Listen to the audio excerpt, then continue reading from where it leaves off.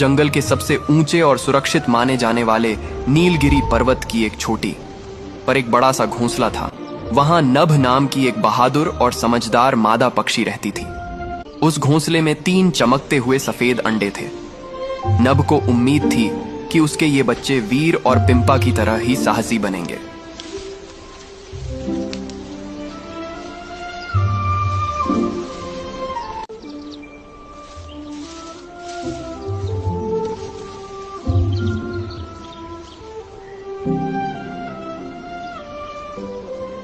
कुछ दिनों बाद अंडों में हलचल शुरू हुई।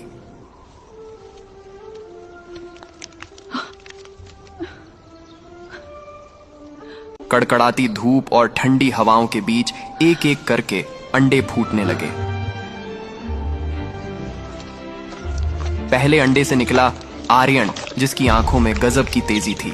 दूसरे अंडे से निकली सारा, जो बहुत ही चंचल और फुर्तीली थी। और तीसरे अंडे से निकला कबीर,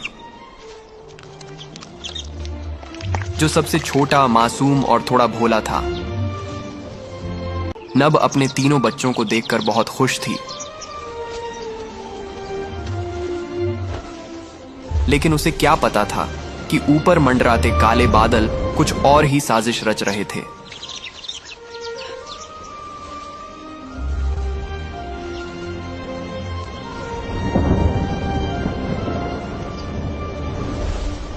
एक रात भयानक तूफान आया। चारों तरफ बिजली कड़कने लगी। नभ भोजन की तलाश में थोड़ी दूर गई हुई थी।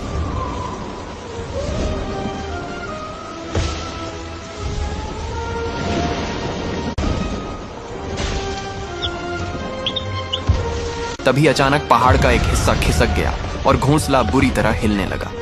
मासूम कबीर, जो अभी ठीक से आंखें भी नहीं खोल पाया था, घोंसले से फिसलकर सीधे नीचे गहरी खाई में गिर गया।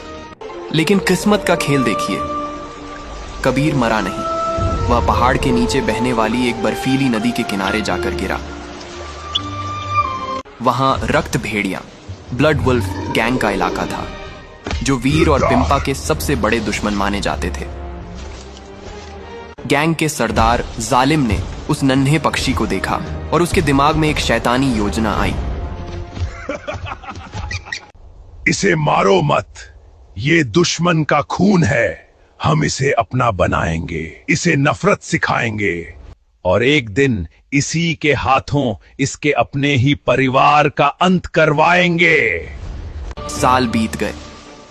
आर्यन और सारा अपनी मां के साथ बड़े होकर वीर योद्धा बन गए, जो पूरे जंगल की रक्षा करते थे। लेकिन दूसरी तरफ मासूम कबीर अब सफेद साया बन चुका था, एक ऐसा खतरनाक शिकारी जिसे जालिम ने बचपन से यही सिखाया था कि नभ और उसके बच्चे उसके सबसे बड़े दुश्मन हैं।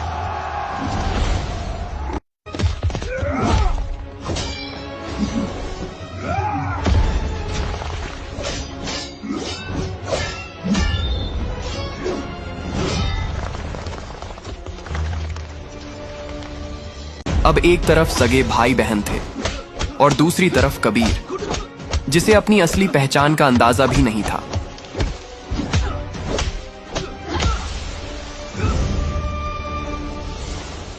एक दिन जालिम सरदार ने कबीर को बुलाया और बोला, तुम्हारा अगला मिशन शुरू हो चुका है। नीलगिरी पर्वत के उन रक्षकों को खत्म कर दो। ये सुनते ही कबीर की आंखों में खून उतर आया और वह अपने परिवार की तरफ दौड़ गया।